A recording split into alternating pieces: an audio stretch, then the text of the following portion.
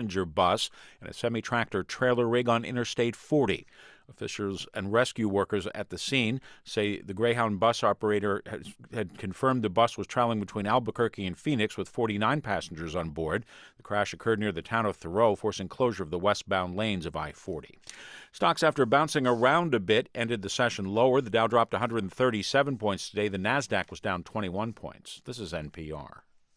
Buy it, use it, break it, fix it, trash it, change it, mail, upgrade it, charge it, point it, zoom it, press it, snap it, work it, quick erase it, write it, cut it, paste it, save it, load it, check it, quick rewrite it, plug it, play it, burn it, rip it, drag it, drop it, zip, unzip it, lock it, fill it, call it, find it, view it, code it, jam, unlock it, surf it, scroll it, pause it, click it, cross it, crack it, switch, update it, name it, read it, tune it, print it, scan it, send it, fax, rename it, touch it, bring it, pay it, watch it, turn it, leave it, start, format it, technologic. Live from studios in Self Hall on the beautiful campus of Jacksonville State University, it's the Hey Techies Show. Now, here are your hosts in chairs that should have been thrown out years ago, Michael, Bruce, and the Guru.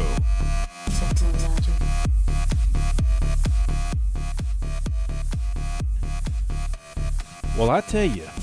Tell me what. I just hope that they get some oxygen up there. I mean, what are you talking about? Well, I mean, if they get oxygen up there, they're going to be okay. But, I mean, if all the air leaks out, what would one do? I mean, there's nowhere to go. You can't get McDonald's up there. I mean, Burger King's out. I mean, it's like one of those really bad rides home. Well, let's fill in the audience. No. We'll do that later. I mean, welcome to the Hey Techies Show. And if you're just joining us from under a rock or from a meteor, or you just flew by from the latest, Hellbot comet. I don't know what you're talking about. Is that right? Hellbot? I don't remember. Anyway, forget that. This is the Hey Techie Show, and we're so glad to be back on the air. Now, we are missing one of our techies, and it's a crying shame. You knew I have to play this. Yeah, but here's what I've done. Here's what I've done. I put a shirt in the place for Bruce. So if you're on the video, if you see us on the video, there is a Pleasant Valley marching band. Yes. Want to get away shirt for Bruce. I'm going to drape it over the seat now. Okay.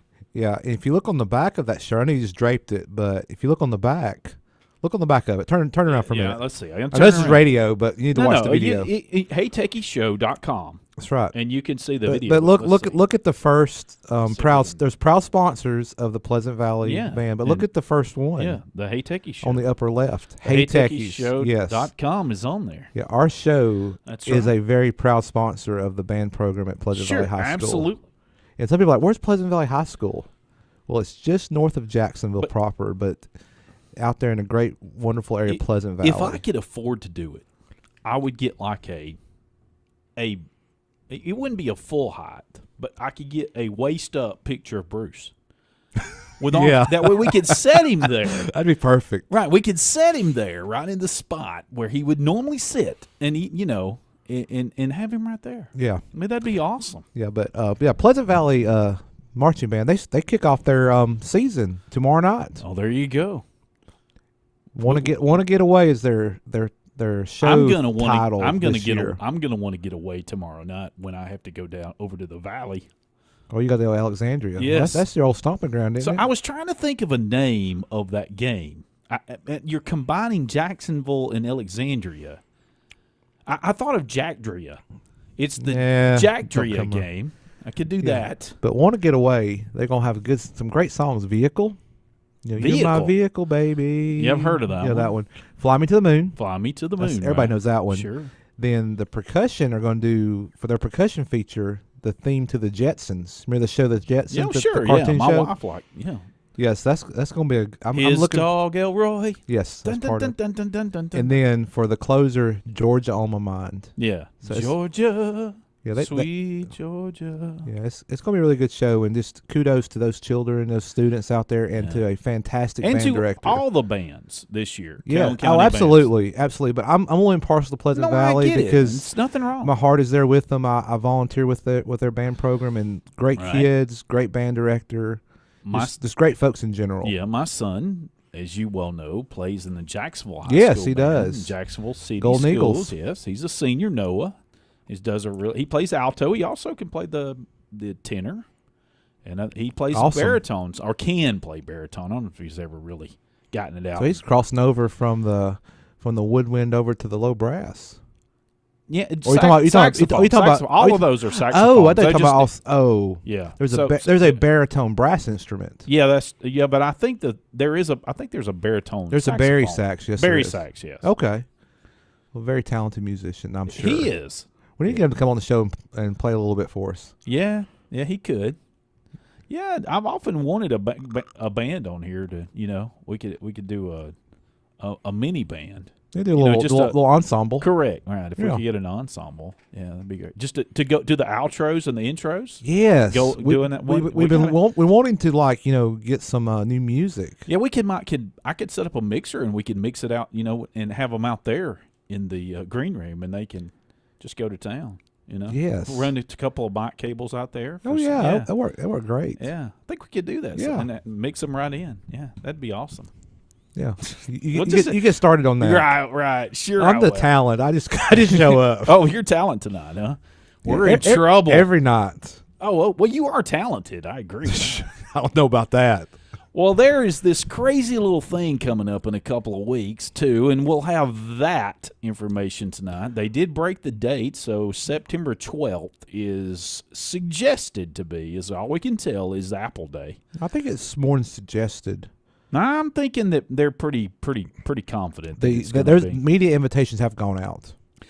From what I understand, the leak is that it is going to be September 12th. No, but look, Apple today, this is breaking news.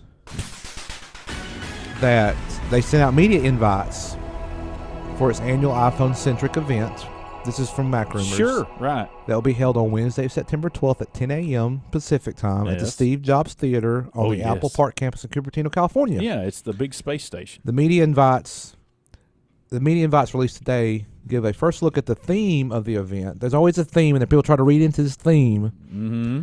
And it features a tagline, "Gather Round," likely referencing the main ring-shaped building at Apple Park. That's correct. The new space station, where we're all going to have to go to and rapture off the Earth. It's going to spin in a real tiny circle. Oh, is it? Oh, yeah. Okay. Yeah. But we'll talk more about rumors related to this event later in the show. So that's kind of a tease. Hey, turn my mic up a little bit. I can. Sure. It's a little bit lower. Okay. Yeah. We're better. But just stay tuned. We'll have our little rumor segment, an extended rumor segment. Yeah, absolutely. We'll do a full roundup of what's expected. Oh, sure. Yeah. To be announced. What would be cool if we could do some sort of live event, like we could live commentate during the event. I know it's very not possible at all. But it would be great. I think we'd have to get approval from Apple to play it over the air. Yeah, I don't know how we'd do that. I mean, I know there's a way to do that. Start watching the live stream for Apple, and then have us turned up in the background. There you go. There you go. Yeah, we could pop it in our ears so we could hear it, and it just wouldn't be over the air. Yeah. That we could comment along the way. Yeah, I mean, that would be weird, but sure. I don't know how many listeners we'd get. None. Yeah, maybe one. By the way, if you want to be on the Hey Techie Show, it's 256-782-5600, and we'll love to have you there. And you can ask your tech question or bring up other topics. We also email questions at heytechieshow.com. That is correct, Guru. So how are you doing? I'm doing well. You caught me right when I was about to take a sip of water. You need that water to keep yes, that I do. throat. It's been a very busy week or so. Oh, yes. Classes are back in session. Things are starting to get into a routine around here. And then, like I said, with me, volunteering with Pleasant Valley's band, starting to get into a routine there because they're starting their season. It's going to be a busy fall. Yes, absolutely. I think No every question night. about that. I believe every night this week, except one, I've had something going on. And after as work. we were sitting in the green room, we could hear the Southerners playing Yes. through the walls. I heard the Yes. trumpets a blaring, so they're gearing up for I'm their always show. excited when the Southerners are back on campus. Their show's going to be good again. Yeah, as always. they had performed part of it. I think it was part of it last Saturday at the Crampton Bowl, Right. and that someone recorded it, and I watched the recording on YouTube because I was not there in person. And let me just tell you, fantastic. Yeah. Every year I say to myself, like, how can they top this? I know they use that song, I'm Coming Home. Yeah, and they still top themselves every year. It's Oh, like, sure. They have such talented musicians and talented staff. Just kudos to everybody involved in that program. We're excited to have them here, obviously. Oh, absolutely. And Dr. Bodderford does a wonderful job. Yes, he And does. it's, And all his staff. Yes. Oh yeah, I wasn't forgetting anybody, but he has a momentous job in a lot of ways. Oh, most definitely. And I'm sure he would say some days it's like herding cats in a lot of ways. Not Yeah, I can probably. Oh kinda- yeah, I'm I sure can- it I is. believe Not that anybody's doing anything wrong. It's just so many people. It's just so many moving parts. Yes. Even with all his help, and they get overwhelmed, I know, because I've spoken to him about it before. One time he told me, speaking of Dr. Bodderford, he told me, he said, Michael, I never thought I would end up needing to be a travel agent. He said, I'm less a band director and more of a travel agent. Wow. And, his point was there's just so many of us now. It was a huge amount. It was well over 500 that year. I mean, it's and even if they're just traveling to like last week Montgomery, right? I mean, takes a lot of orchestration to sure get all that to be pulled off. It does. I mean, man. Yes, we do talk about tech. If you're wondering, Yeah, Bruce. Yeah, he's over there like. Shh. No, we're not talking about that tonight. No, Bruce. Shh. Quiet. Hey, Techies Show. We shall be right back. And we'll talk about tech. We promise. Absolutely. Hopefully they get some oxygen up there.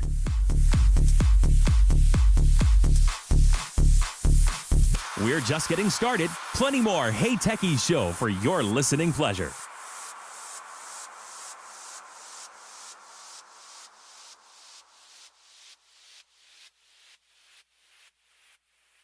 The skills you can develop as a soldier in the Army National Guard can give you an edge in the high-tech job market of tomorrow. The Guard offers career training to take advantage of your skills in science, technology, engineering, and math that can help give you a leg up to a high-paying and rewarding STEM profession. Gain practical experience with emerging technology and equipment not found in the civilian world.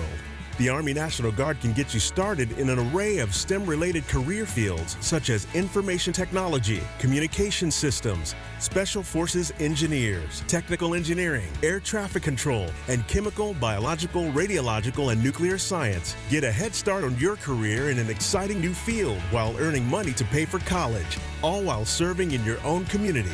Log on to NationalGuard.com or talk to a recruiter in your area to learn about all of the STEM career opportunities available to you in the Army National Guard. Sponsored by the Alabama Army National Guard. Aired by the Alabama Broadcasters Association and this station. This is an Alabama legacy moment. The 375,000 acres that make up the 3 ranger districts of Talladega National Forest were purchased by the federal government in 1936 as part of an effort to restore clear-cut timberlands and farmlands no longer capable of producing crops. The beautiful reserve includes the 102-mile Pinhoti National Trail System and Alabama's highest and second highest points, Mount Cheaha and Duggar Mountain. Sponsored by the Alabama Bicentennial Commission. When a ADA, child and plays this with station. blocks, the skills of a future engineer, rocket scientist, contractor, and architect are developing. A child on the playground is practicing the skills of a future athlete. When a child creates art, the skills of a future illustrator, author, and artist are being discovered. In a first-class pre-K classroom, children do all these things and discover a lifetime love of learning. For more information on pre-K, go to children.alabama.gov or just Google pre-K in Alabama. Sponsored by Alabama Department of Early Childhood Education, the Alabama Broadcasters Association, and this station.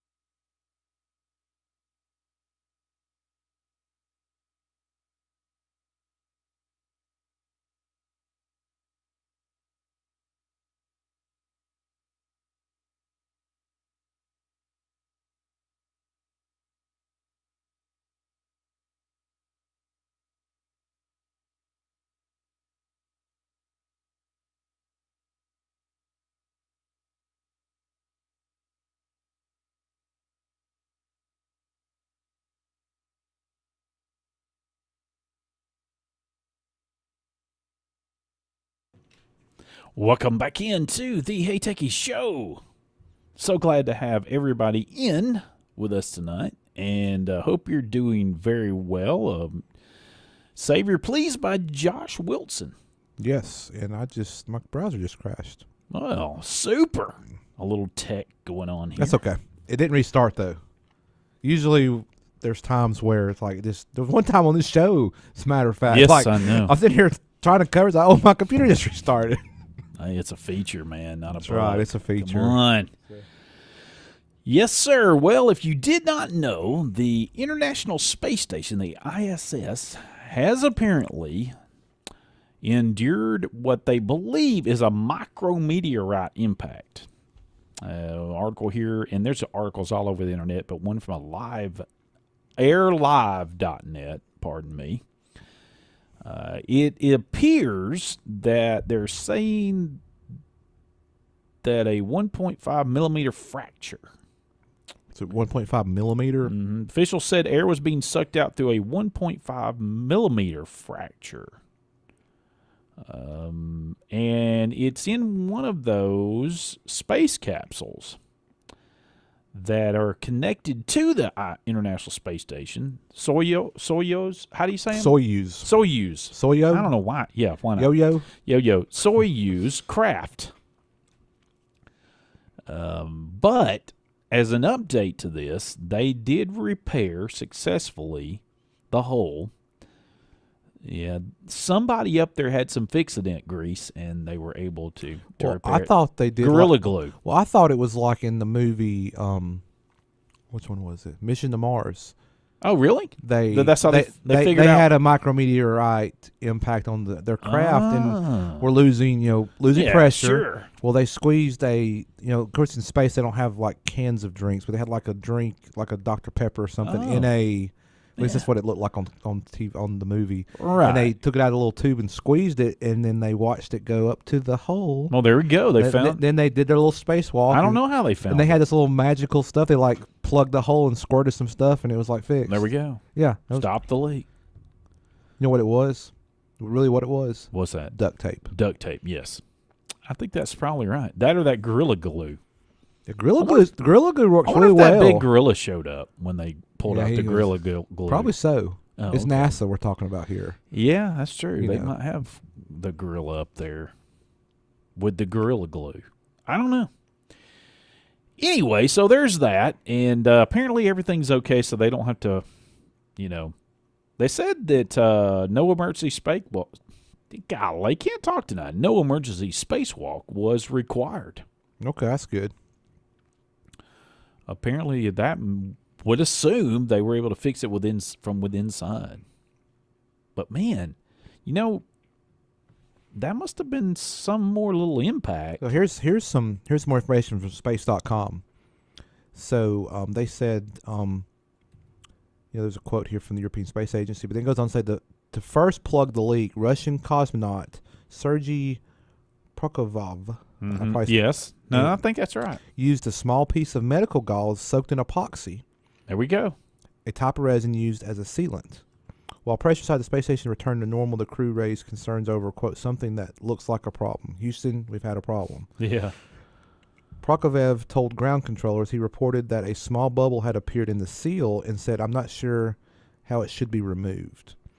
Although after several ultrasound checks, the astronauts determined that no air was leaking through the hole. However, ground controllers asked the crew to hold off on finishing the repair work until tomorrow and to keep an eye on it until then. So they're not completely done, but they think they've got it fixed, but we'll watch it and see what happens, kind of thing. I mean, it's kind of not comforting to me if I was up there. Yeah, that's what I was thinking. But these are some of the most brilliant minds on the planet. Sure. Involved with NASA and the other space agencies around the globe. Right. From Europe into Russia. So I think they've got a pretty good control on it. And a quote from NASA here saying, flight controllers in Houston are currently monitoring the station's cabin pressure in the wake of the repair. Meanwhile, Russia's space agency Roscosmos has convened a commission to conduct further analysis of the possible cause of the leak. So there you go. Another possibility is that a small piece of orbital debris could have punctured the spacecraft. What is that? I mean, that's what. Well, yeah. Space station occasionally must adjust its orbit to dodge pieces of space junk. In 2012, it narrowly avoided some shrapnel from China's Pingyuan 1C spacecraft, which was intentionally destroyed during an anti-satellite test in 2007. This ain't the first time they've had to dodge something, but they didn't dodge it, I guess, well. This sounds to me as unexpected. Unexpected piece of space debris. Let's call it that. So, yeah, we got this. We'll put this link to space.com article. There's more in it, too, but that kind of fills in the gaps between what you had, Michael, and what this does. So there you go. By the way, I saw this today too, and this is related to space. Apparently the first in 50 years an astronaut quits halfway through training. Really? Yeah. Robin Coolin. He resigned halfway through his 2 years of training at Johnson Space Center in Houston, according to an ABC News article. Man. He was among 12 new astronauts chosen the last summer. And it was they've chosen out of 18,300 applicants. It was 34. They are not saying why he resigned. That was my question. It's a hush-hush, apparently. They said they can't discuss it due to privacy laws. Yeah. So anyway, we can find anything out about people emailing back and forth, but apparently we can't find anything out about why this gentleman decided to quit. Anyway, apparently he grew up in Anchorage, Alaska, and he actually worked as a commercial fisherman in Alaska and an ice driller in Antarctica. Wow, what a job. Antarctica. That's what it says. Wow. That would be cold. He would actually get some really, I would assume, some really good experience in space, for space rather, in Antarctica. Some extreme, probably some of the most extreme weather on our planet would be found in Antarctica. Certainly the coldest. But anyway, so yeah, as a candidate, and I thought I read he was. He was from SpaceX. He was a senior manager at SpaceX when he was selected. Oh, really? Mm-hmm. Okay. Yeah, he helped design some of the vehicles at SpaceX, matter of fact. So, anyway, I wonder if he's going to go back and work for Musk at SpaceX. Just wondering. I mean, it's just curiosity. Right. I don't know. That is a good question. I don't know. Just random thought.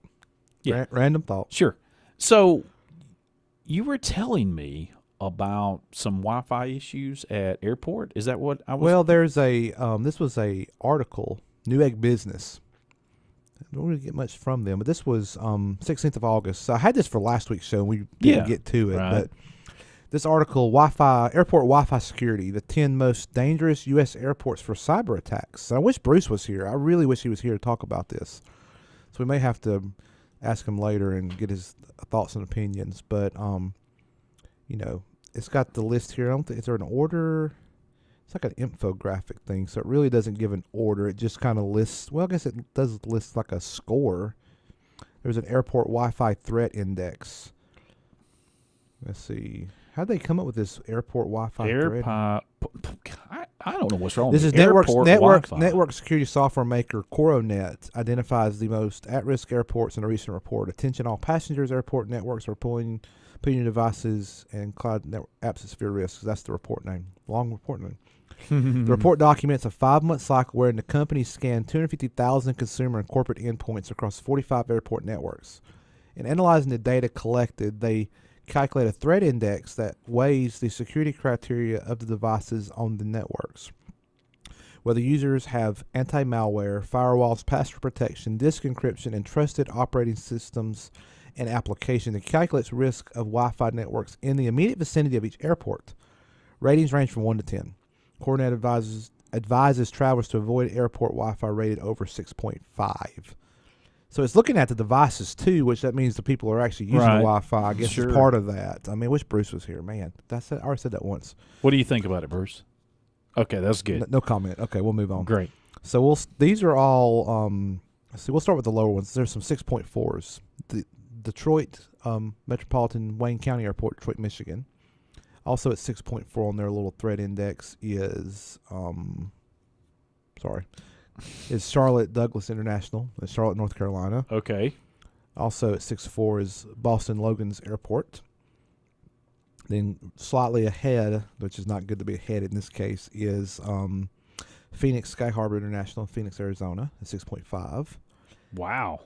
Yeah. Just then a little few ticks up from that at 6.8, Dallas Love Field in Dallas, Texas. Big hub for Southwest. 6.8. Yeah, out of 10. This is a Yeah, 1 to 10 I know. scale. It don't list every airport. It's just Yeah. the 10 most dangerous according to this. Then from there we go to a 7.1, which is tied with Newark Liberty International, Newark, New Jersey, and Southwest Florida International, Fort Myers, Florida. Never heard of that one, but I've heard of Newark Liberty. I've actually flown in and out of Newark. Okay. Then from those are 7.1. Then we jump to 8.7. John Wayne Airport, Santa Ana, California, Orange County. Yeah, I've seen that. I've flown in and out of there before. And then the one that is the worst, according to their research, is San Diego International, San Diego, California. Wow. And I've flown out of there too. And my surface pencil's kind of messed up. Man, you're just having all kind of problems. There. It's I like see the that. tip's kind of broken. I wonder if it's still under warranty. You got to get a new tip. I think it is. I think I've got the. It says they scanned 250,000 consumer and corporate endpoints. Yes, I said that earlier. You probably did. So, I mean, I wish Bruce was here. I've said that before, but 12 times. You know, yeah. And this is talk about how do hackers exploit insecure Wi-Fi hardware setups and poor cyber hygiene. And it's not just, we can't necessarily, I don't think. Well, one way you can do it is fake a SID. So Yes. you think you're connecting to Yes. something, and it might be just a little bit off. And we can't necessarily blame the people running the Wi-Fi at the airports. You know, that could be potentially part of the issue. And I wish Bruce was here. I've said that like 5 times already. He could talk more intelligently about this than I could. But I'll just say this, and he'll agree with this. Man, I wish he was here to say this. I keep saying that. You know, if you're traveling, you know, you need to have a VPN. Yeah. And we've talked about that on the show before. You know, sure. There's several different companies out there, and, you know, just do your research and make sure it's a reputable company. You don't want to just get any VPN because the VPN may be a hacker too. So you need to find a reputable company. And getting it for free, you're not going to get VPN for free. I don't travel like you world travelers do. I don't. Look, compared to me, you're the Globetrotters. Okay, you and Bruce, and that don't take much. But anyway, even in like nearby places like restaurants, I don't connect to the free Wi-Fi. I never do that. Well, that's. I mean, you can get hacked there too. Yeah, but I mean, I don't connect to any free Wi-Fi. I just don't. You just don't. No, I just don't. If it's I mean, free, I don't. If it's free, it's not for you in that case. No, right. I just now. I may connect to like a place I rent. So, say a place that I'm renting from, like an Airbnb or I wouldn't be that. Like you rent like a place at condo. the beach. Yes, I'll connect there. there. There could be some hacker there. Absolutely, there could be. You have to run a VPN. No, not usually. Michael's gonna get hacked. No, don't get hacked. It's always Mikey. possible. Please, Mikey, don't get hacked. Get your VPN. Yeah, they're not gonna find much. They'll find your collection of Frank Sinatra. Not on my phone. Oh, I just made that up. I didn't even take a computer the last time I went on vacation. I wish I could say that. I took an iPad and my phone. I took only the used the I iPad took the for service book all the way to my cruise to Alaska. Yeah, I and know. I never pulled it out. Yeah, I know we talked about that. Well, I pulled it out at the airport. That was about it. Well, never pulled it out on the cruise, but I couldn't just store it at the airport. Yeah. I had to take it with me. I looked for that link about the International Space Station that you read. Was that from Space? Space.com. Okay. Yes. Maybe you can put that in the show notes when I put it, and it's at the top of the document there. So you got that. Good grief, Guru. I didn't see that. I'm sorry. I'm pulling a Bruce. That's where Bruce would have No, put it. no. You put it in where you're supposed to. Boy, that's bad. Yeah, just because Wi-Fi is open and free, just be careful, folks. Be I careful. totally agree. We've said that before on the show. You just have to, and another thing. There's something else that could be said here. What's If that? you're going to do it without a VPN, don't do stuff like check your bank account. I mean, don't Right. don't do things where you got to put in credit card. Yeah, because even in that case, if somebody's hacking you and it's secure, I'm good. Well, not really. Not necessarily. Not necessarily because of what they call a man-in-the-middle attack. Correct. Right. Yeah, you're secure, but there's somebody you're connected to encrypted. They're gonna get your data.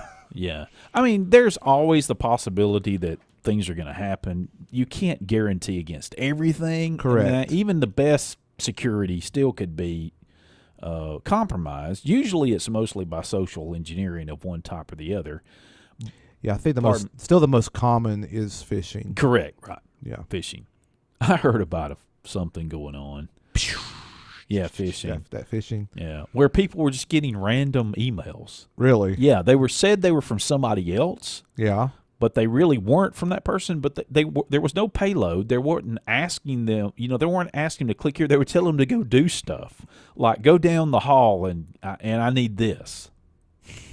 I mean, just silly stuff. Hey, go get me a soft drink. Yeah, but it really's not them. It's a goofy. That was Bruce trying to get us to Yeah, that him was it. stuff that he got That's sent it. to the wrong person. That was it. That's it. So anyway, and it's like it kept on bouncing. It's like something ain't right. So he keeps Yeah. trying. I need to go to the store for me. but anyway, things like that. So That's crazy. It I wonder is. what they're.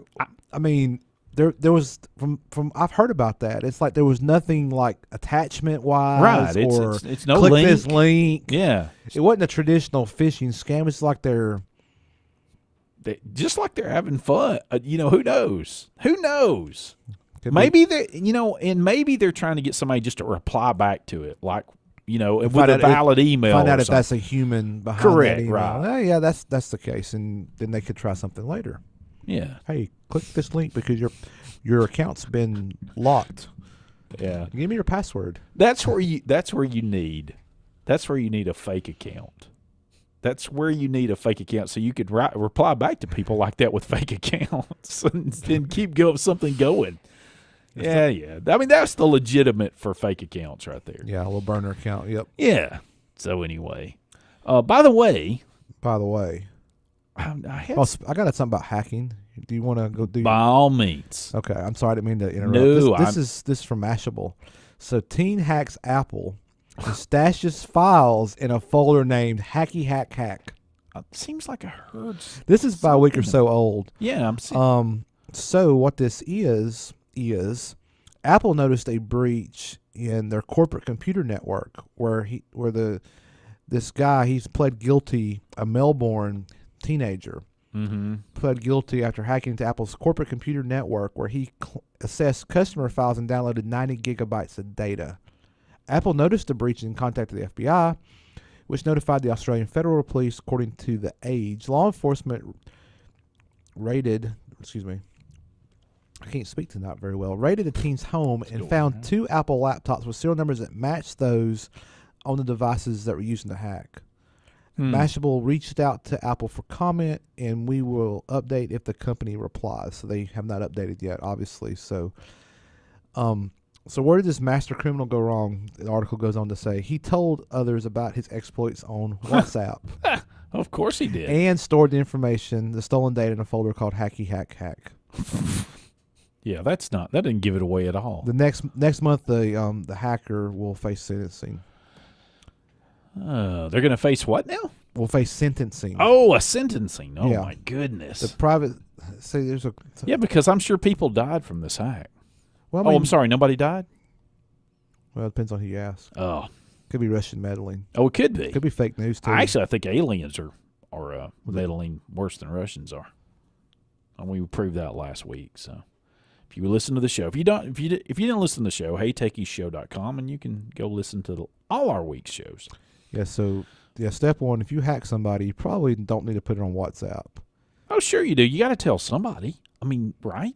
I mean, You come on. Facebook it. Hey, guess what? I just no. Absolutely. I mean, then what would be the point of doing it if you don't let everybody know you did it? I guess I need to let everybody I mean, know. who's going to know? Need to take a selfie and say, "Hey, look at it. Yeah, right. Might as well. Your address, your phone number. Why don't you put that on there, too? My password is this. Correct. Yeah. My phone number is that." Sure. Yeah. I'm not sure why people do that, but yeah, I am. Yeah, I am. I'm sure that it's a notoriety. They want to be known.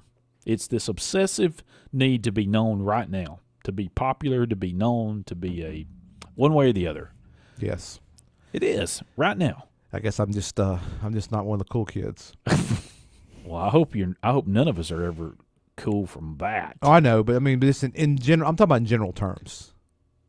Yeah, you're a cool kid. You just don't know it. Yes, you are, Guru. Absolutely. I don't sit there and post my entire life online. So we're talking about airports. Yeah. And I have a Fortune magazine article, and the headline is, "The 20-hour flight is coming, and it may have a gym and bunks in the airplane." God, sorry. There's something boomy tonight. I don't know what the deal. It's these microphones. They're very sensitive, just like my I got to keep my hands. Sorry about that. For those, that's annoying. I'll try to keep my hands off the desk if I can. Yeah, Michael, don't bang on the desk. Right. So you said 20-hour flight, gym, and a bunks. gym and bunks, apparently. Okay, tell me more. I'm intrigued. It says a year after Qantas Chief Executive Officer Alan Joyce publicized. No, that's not right. Publicly challenged Boeing and Airbus to design a plane capable of making a variable direct flight from Sydney to London or New York. He says the manufacturers have succeeded. We're now comfortable that we think we have vehicles that could do it. We think. Yeah. Let's see. I want you to say, "I know we can do this." Correct. Project Let's just fill it up with jet fuel and see what happens. Project Sunrise. Yeah, that is another point. As it is called, it says here, involves configuring an aircraft so that it can fly about 300 passengers and their luggage farther than any regular service to date. With fuel in hand for unexpected headwinds and emergencies. See, that's the problem. Yeah, you have to have contingencies. They say that the first routes prove viable in. They hope that the first route will prove viable in 2022. So, let's see, from major cities in Americas, Europe, and Africa to Australia could follow. What about the gym and the bunks? Yeah, I'm trying. It's not It's a 20-hour flight, man. Those like flight attendants. No kidding. That's a lot of peanuts to pass out and drinks to pour. Qantas is sizing up the long-range Airbus A350 against the Boeing 777X or 10. However you want to say that. It's 777. It says X. And I think they say X, unlike iPhone X. That's a new Boeing plane, or it's a variant of the iPhone 10. It is. Well, this is the This is the 77710. It has an iPhone 10 up in the flight deck, like embedded in. Well, this is the 77710. Then that's what I'm gonna call it. I mean, Apple's a trendsetter. They're brave. They're fearless. I was trying to see how they. No one else is as brave as they are. So I think we should. I think it's the 777X. Well, no, I'm not. I understand that, and I'm sure that's true. But I'm taking the Apple route. Okay. Instead of using X for the letter, everybody from now on should say 10 when they see that. I mean, I don't care what it is. Okay. So I'll remember that. 77710. And executives from both manufacturers flew to Sydney to make presentations, by the way. There you go, Guru. They fly to Sydney to make presentations about this. I'd like to fly to Sydney to make a presentation. Not about airplanes, but anything. I'll say, "Hey, how you doing?" Let's see here. The Hamburg exhibition. Let's see. I'm sorry. Airbus in April gave a glimpse of the future when it unveiled a Hamburg exhibition, the sleeping modules that could slot into an aircraft's cargo compartments. I've heard of that. The burst will initially be available on the A330, and the 2020. Oh, the A330 in 2020. That's not There's what not it an said. aircraft called 2020. I know it's not. I know I misread it. That's not what I'm getting at. The burst will initially be available on the A3030 from 2020. A330 Yes, the A330. That's what I said. From 2020. starting in 2020. That's kind of poorly written. That's what I said. I'm having trouble reading it. Yeah. And potentially on the A350, the company said. Yeah. Now, they've got that one, the 787 Dreamliner, right? It don't hold as many passengers as the 777. No, I wouldn't think it was. Yeah, but Dreamliner is I think passenger count. By the way, it's medium size, but it's a wide body, but it's designed for range. now, irrelevant if we ever get to this, think about this. Yeah. In 1935, if you wanted to fly to Australia, Probably took you a week. it took you from Australia to London. I'm sorry, from Australia. Australia to London took 12 and a half days. That's flying, correct? It says, and even the luxury flying boats that pile the routes later in the decade required as many as 30 stops. Yeah, for fuel and Yeah, I mean, stuff, refreshments and rest, and that'd be a long, even 12 days on I an don't aircraft. see a really big. I don't see anything where they're. Let's see. I'm on an aircraft more than 5 or 6 hours. I get a little antsy, ready to go. Yeah, It's a long flight from here. I know. To I know the Seattle. headline. The headline just does not seem to have anything discussed in the story. Is what I don't understand. Well, that's okay. That's interesting. See if they show a picture. But here's the thing. I wonder if those sleeping berths downstairs, I guess you call it downstairs in the cargo area, are like, is that approved for like passengers That's to be a down good, there? great question. I mean, I'm just thinking like, I don't know. I'm not the FAA, but somebody has to like give it their blessing. Sure. That is a great question. I'm not an airplane person, obviously, I'm not. but I know some that are. I know one too. It's not me. They our hope official airline pilot of Hey Techies. They hope to me read it. incorporate bunks, child care facilities, and even somewhere to work out. Child care facilities, because I don't want to keep up with my kids while I'm traveling. Man, and probably all those bunks and workout facilities and child care will not be included in the cost.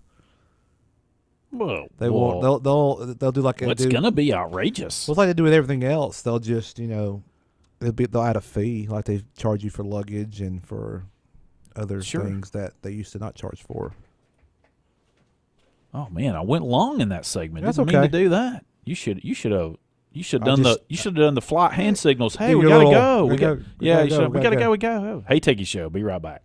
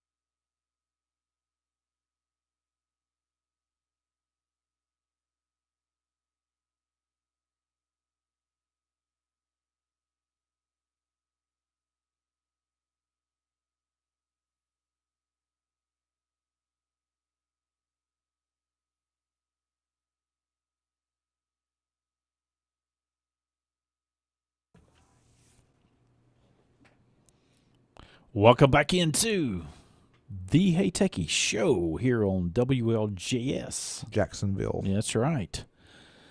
And I got a couple more, at least one more, airplane related. I'm excited. It's about airplane. Airport related, rather, I should say. Did you know this is for, I like airports too.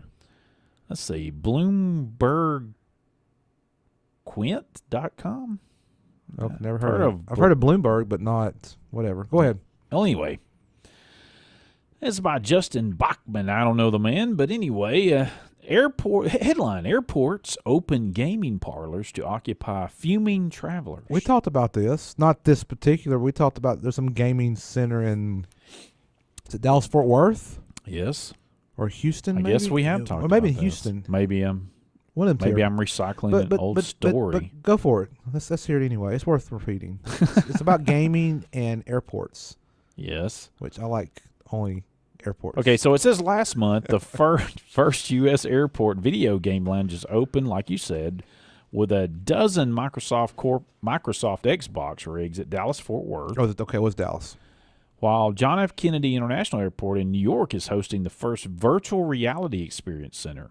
Oh, really? It's this summer for the 70,000 travelers who traverse Terminal 4 each day. Oh, I'm actually flying into JFK in a few. In the summer? No, in this fall. Hmm. And it's Terminal 4. That's the one that there you go. Delta uses. Virtual reality experience. This Let's coming, see is it. it like... It just doesn't really say, Guru. I'm I'll trying have to figure that out. I'll have to look for it. Let's see. It said, let me read it again. While John F. Kennedy International Airport in New York is hosting the first virtual reality experience center this summer. Is that article recent? It is. So it's not today. It's not till next summer. I would think that's Dab nabbit. I'll miss it. I would I'll be too think early. That's what they meant. I'll still look for it anyway. Let's see here. Da-da-da. In a world of endless McDonald's, outlets, and magazine racks, game lounges may very well stand out, they say. I definitely can see that being a new popular thing at airports because, are layovers really that? I mean, it depends. I've had a 5-hour layover before. Yeah, I mean, I've been laid over too one time, but I just got out of a chair, so I was laid over. No, I've had a long layover, but I did it intentionally because the alternative was like a very short connection, and I said I don't like that. Periscape VR charges $10 for 10 minutes with a video headset and offers discounts for longer blocks. So that's not a bad price. A full hour costs $35. That's the Los Angeles-based company. I wouldn't want to do it for an hour. 10 minutes for $10. Yeah, I think that's a good. Something to do, something to pass time. Boy, 5 hours, man. I'm still thinking about that. Whew. Well, you know how I passed the time? I just didn't sit at the gate. I actually purchased a day pass for the Delta Sky Club. Oh, that's right. And thoroughly I remember enjoyed that it. now. Yeah. And you enjoyed that, the Delta Sky Club? Yeah, it was very nice, very quiet, relaxing. They had some refreshments. Right. So you got a little bit of food and got to sit there. It was over the ramp area where you see the planes coming and going. So it was a good way to pass 5 hours. Yeah. According to the Entertainment Software Association, by the way, there is one, an industry trade group, of course, claims 60% of Americans play video games daily. 60%. I can believe it. 60%? If you start talking about everybody, like everybody. Well, obviously that's what they're referring to. Yeah, because you start talking about, the younger generation play them more, obviously, than people like me. Let's see. But you have a lot of people my age that play video games. I don't. It says here that EA, and I'm assuming they're Electronic Arts. Or the Entertainment Software Association, and they just shorten it for EA. I don't know. What's the EA say? As for who is playing, EA said the average video gamer is 34. Oh, that's older than I would have thought for the average. Okay. Okay, so some 45% of U.S. gamers are women, it says. Oh, according to this. That's higher than I expected as well. The average female player is 36, according to this. is what? 36. 36. The average. So the average female is a little bit. That's what it says. Player is a little bit older than. But the you know average, what? That goes the overall back, average, right? But that goes back that how long video games have been around. I mean, the appeal is what I'm saying. They've been around a long time, and obviously they've transitioned in different ways. They've gotten better. They used to be just little squares you played with on the screen, right? But my point is, they're like a icon, of generations. It's embedded in the. Yeah, like my generation, or several, because I grew up playing video games, but not as much so as like the generation. But then, now. but then there were others in your generation that played them a lot. Yeah, a lot more than you did. Well, anyway, so you may be seeing, if you travel a lot, some in some video game areas in some of these airports, because airports are trying to figure out ways, I'm sure, to alleviate the pains of the wait traveling issue.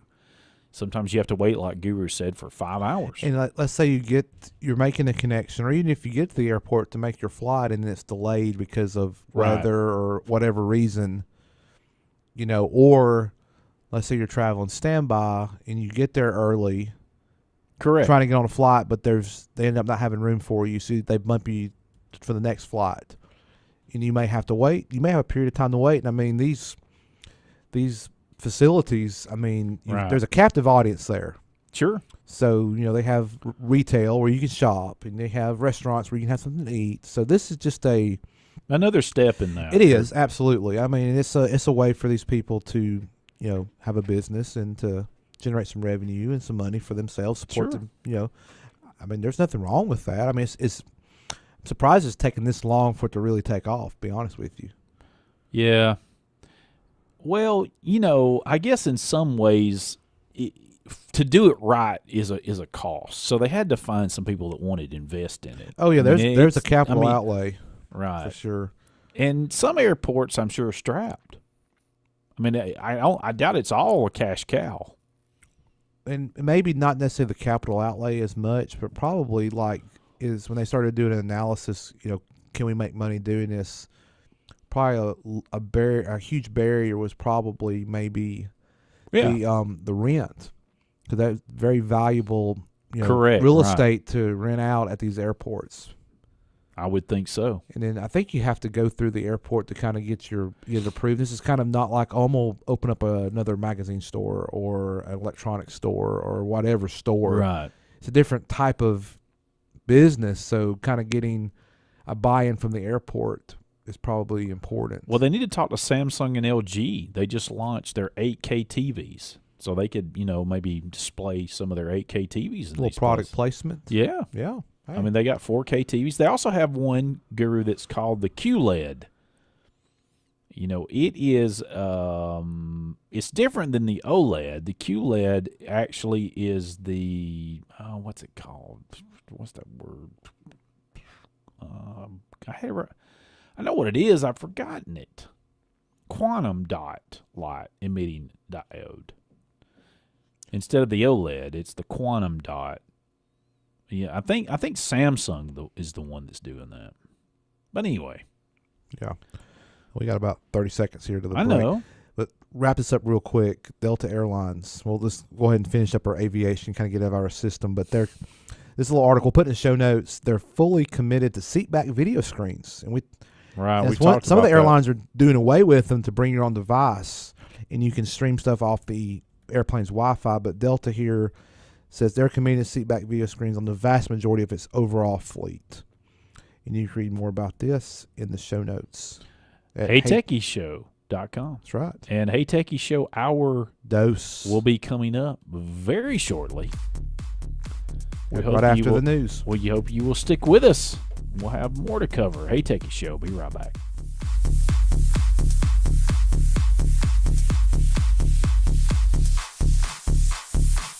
You've listened this long, so stick around for our dose.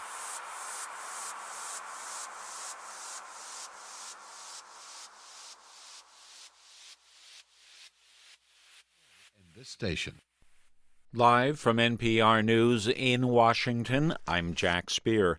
New Mexico State Police say at least 4 people have been killed. Many more were seriously injured after a trailer collided head-on with a Greyhound bus on Interstate 40. NPR's Kirk Sigler reports investigators believe a tire blowout may have caused the accident. The bus was traveling west toward Arizona from Albuquerque on I-40 when a semi-truck lost control and crossed over the median. Video footage of the aftermath is horrific. The entire front end of the bus is torn off, and the semi-trailer overturned with debris spilled out all over the freeway and median. You can see first responders racing to try and get into the bus to reach victims. NPR's Kirk Sigler. Greyhound says 49 people were on board the bus. Some of his longtime friends and colleagues and even occasional foes on the Senate floor eulogized Senator John McCain today at a memorial service in his home state of Arizona. Former Vice President Joe Biden, who often opposed his late friend on matters of governing, spoke forcefully that politics was not what was most important about John McCain, but rather it was the underlying values that mattered. Biden said McCain could, quote, not stand the abuse of power whenever he saw it, in whatever form, in whatever country. McCain's body then made its final journey back to Washington. The late senator will lie in state at the U.S. Capitol tomorrow. The Justice Department is getting involved in a lawsuit against Harvard University. The suit was filed by Students for Fair Admissions, a group that represents Asian Americans who say Harvard discriminated against them in its admissions process. Member station WBUR in Boston, Fred Tice reports. The Justice Department argues that Harvard engages in racial balancing when it admits students. The Supreme Court allows colleges to consider race in admissions, but does not allow quotas. Nicole Ochi, an attorney with Asian Americans Advancing Justice, which sides with Harvard, says the Justice Department's arguments show it has no interest in preventing discrimination against Asian Americans. If the Department of Justice was really interested in ferreting out whether Asian Americans were being discriminated against vis-a-vis white applicants, then it would have focused on that in its brief. The Justice Department did not respond to a request for comment. For NPR News, I'm Fred Tice in Boston. Canada's chief trade negotiator, Chrystia Freeland, says she's encouraged by discussions to overhaul the North American Free Trade Agreement.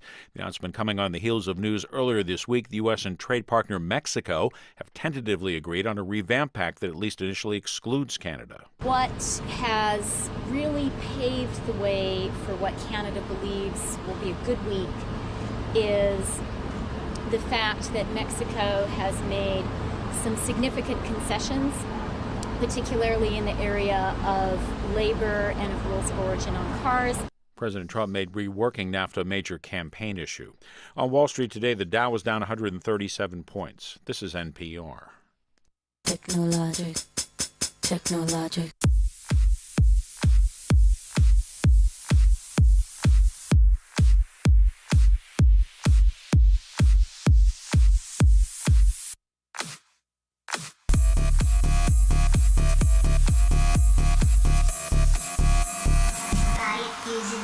Fix it, crash it, change it, melt, upgrade it, charge it, point it, zoom it, press it, snap it, work it, quick erase it, write it, cut it, paste it, save it, load it, check it. Welcome back into our dose. Oh, you took that away from of the me. Hey Techie Show. Well, I didn't do it on purpose. I'm just Shame trying to welcome on Michael. That's okay. Welcome back, all our listeners, and we appreciate you very much. I know this is a busy night. A lot of people. This is kickoff weekend for the football season. Yes, it is. And kickoff for high school football, That's week correct. 1. Friday, tomorrow. And we've got 1 hour left of the Hey Techie Show. And we're going to try to get it all in. There's a lot going on, but most of what we're going to cover here coming up, of course, is Apple. There will be a Apple meeting of the minds, if you will. Yes, coming there up will the be. 12th. Yeah, we'll talk more about that later. We said our dose, but our dose is just starting, so we got plenty of time to. Yeah, I know, but we'll extended rumor segment coming up. We will have rumors in the next segment for sure. Absolutely, plenty to talk about. But by the way, Guru Firefox apparently is going to block ad trackers by default. Okay. So an article says from the UK, PCMag.com, uk.pcmag.com. Says the browser will soon block ad trackers. Ad trackers now. Yeah, you know where they track ads. Well, I know that, but everybody knows that, right? No, not everybody knows that. Well, explain to folks who do not do. I can't speak. Those who don't know, there's like a weird little buzz. That's when I'm hitting this microphone. That is weird. You just got to. It's just it's your electrical personality, right? Yes. And some people tend to call him Sparky at times. Okay, let's not start that. Too many nicknames. So, what about this ad tracker? Well, thing? basically, it's where you're tracked from page to page, and say a website can know what you're doing from page to page, and they can send you tracked ads from that page happens to page all to the page. time. Right. Like you get these. I was shopping recently for a cover for a vehicle, and like I'll go watch YouTube videos, and some of the pre-roll will be from a company who sells car covers. Right, but you're right. But the thing about it is though that it's a little bit outdated of way to do things in a way, because think about this, and I've had this happen to me recently. I already bought that product. Like I did search for it. I was interested in this product per se, but I'm still getting ads for that product. I'm like, well, I don't need. You're wasting your ad on me because I've already got that product. I've purchased it, and/or I'm no longer in the market. Correct, right? Yeah. Not looking. So whatever. Well, that was the case here. Like I'm no longer in the market for one. Sure. And it's like, okay. Yeah, but I'm saying there's kind of comic, kind of humorous and comical. It is kind of yeah.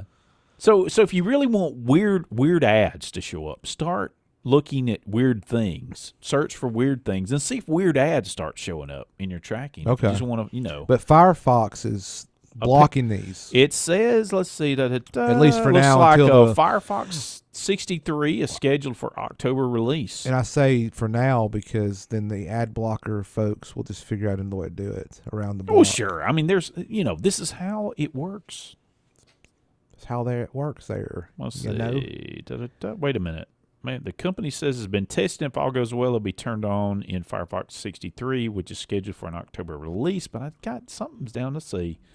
The second feature is designed to stop ad trackers from following your internet presence from site to site. Okay, so they're saying that's going to be released in Firefox 65. That's a January release. What was the first thing? Oh, slow loading third-party trackers. So the first focus apparently is slow loading third-party trackers. They're saying that can drag down the Firefox performance. So that's the one in October. So anyway, we'll keep our eyeballs on that if they actually do that. Some people will probably only use Chrome, which I totally understand that. Chrome's a great browser. I like Chrome. Use it. Some people have been a Mozilla, if you will, browser person since they came out. And I have been one of those. I've used Mozilla products even from the Netscape days where Mozilla came out of. And so anyway, apparently June, Apple had announced that the company's Safari browser would block plugins for third-party websites, such as Facebook, from tracking your activities across the internet. That's okay. Facebook's not worried about that. They want you to just get their app for their phone and your device. Don't come to us from a browser. They just want your app. They want you to be on an app. Well, it's like if you're on iOS and you actually go to something, you get linked something in Facebook, then the app launches. Now, that's a fairly common practice, not just a Facebook thing. Oh, no, I know. But what I'm saying is Facebook would a lot rather you have all your business through their app. Oh, absolutely. Absolutely. Where they can do whatever in the app. Correct. There's an app for that. Yeah, there's an app for that. So makes you wonder, this is having an app the thing still in general? I guess I would say it is. I would say it is too, because I would much rather use an app. That's a presence. I mean, app versus mobile website. Well, does it depend? You think? I think it's going to come down to what you want to do. I mean, okay. Social networks, I can totally see why they want to push you to an app. There's tons of financial reasons to push you to an app. Yeah. Because they don't have to worry about that browser and all that browser. What about e-commerce? would you rather shop with an app or would you rather shop? The question on if you're doing it on your device, you only are doing it on your phone. Well, I tell you this, my guess would be most sites would like for you to. Well, I'm just regardless of what they want. What do you prefer as a consumer? I don't. You know me, I'm not a big online shopper. Oh man. Well, look, I'm not. I guess we'll save that for Bruce's here. No, I'm not. I would say. Well, the few times you do shop online, I know what my wife would say. Well, what would she say? She loves the Walmart app. She does like the Walmart app. Yeah, and so she does that. You know. Oh, the grocery. Yeah. I like the grocery app too. Anyway. Does Amazon have an app that you? Yes, they do. See, I don't have it. I knew it did. I was just being facetious. Man, do I need to get off your lawn while I'm at it? Yeah, right. Exactly right. Hey, get off my lawn. Oh, goodness. You know, I would say that there are a lot of advantages for using an app for the consumer and the business. Okay. Well, I think one of the big things for the business is that you wouldn't be going to, you still could, but if you're just staying with an app, you're probably unlikely to go to other sites to look for that product. I'm not saying you can't. I'm saying that you're going to probably stay on that in that app shopping. Oh, I see this. Yeah. And there's a lot of hooks that would, and some people, are not really just like scour the earth shoppers. They're like, for instance, they have an Amazon account like Amazon. They see something on Amazon. Yeah, that's probably a pretty good price and get it. But they might have could have scoured 20 sites and found it for $10 less or $5.99 less. I don't know. I'm just throwing. Depends on the product, but right. So I think it's going to heavily, as we say here, depend on the person. It depends. But I don't know. That's a good question. I can't say that I shop on an app much. So when you do shop, is it more it's like... It's probably just from a website, yeah. But you're usually on a traditional, desktop laptop. Correct, or something like that. But now, I have bought stuff on a website from my phone. And I've, if you like, for instance, the iTunes, bought stuff through iTunes. So that don't count. Well, yeah, it's an app. There's an app for that. But you kind of have to buy it with an app. There's no other choice. Well, yeah, you could use... Yeah, I mean, there's no other. No, with iTunes, like if you're buying content for iTunes. Well, no, I know that, but you have to use their mechanism. There's no, I can use a website or this. No, that is true. It's their way or the highway. And that's a different. That's different type of commerce. That is true. Maybe I should say retail commerce, where you're actually going and buying a thing. Yeah.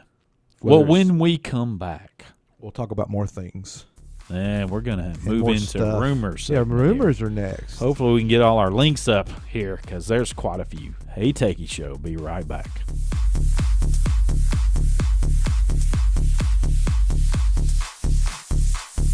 No representation is made that the opinions of hosts here are better than those of the average tech show, but we think so.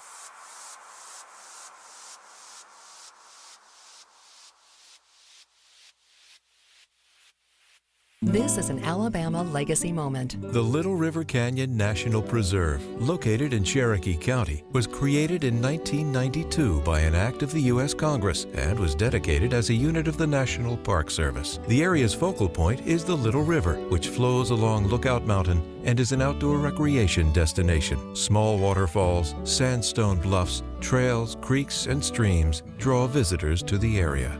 Sponsored by the Alabama Bicentennial Commission, the ABA, and this station. When a child plays with blocks, the skills of a future engineer, rocket scientist, contractor, and architect are developing. A child on the playground is practicing the skills of a future athlete. When a child creates art, the skills of a future illustrator, author, and artist are being discovered. In a first-class pre-K classroom, children do all these things and discover a lifetime love of learning. For more information on pre-K, go to children.alabama.gov or just Google pre-K in Alabama. Sponsored by Alabama Department of Early Childhood Education, the Alabama Broadcasters Association, and this station. An Alabama legacy moment. Birmingham native Erskine Hawkins was a prominent African-American trumpeter, bandleader, and composer during the big band era of the 1930s and 40s. His Erskine Hawkins Orchestra was a popular dance band in New York City, and with it he recorded the hit Tuxedo Junction, about a streetcar intersection on the Ensley-Fairfield line that was a center of nightlife for African Americans. Hawkins is a member of the Alabama Music and the Alabama Jazz Halls of Fame.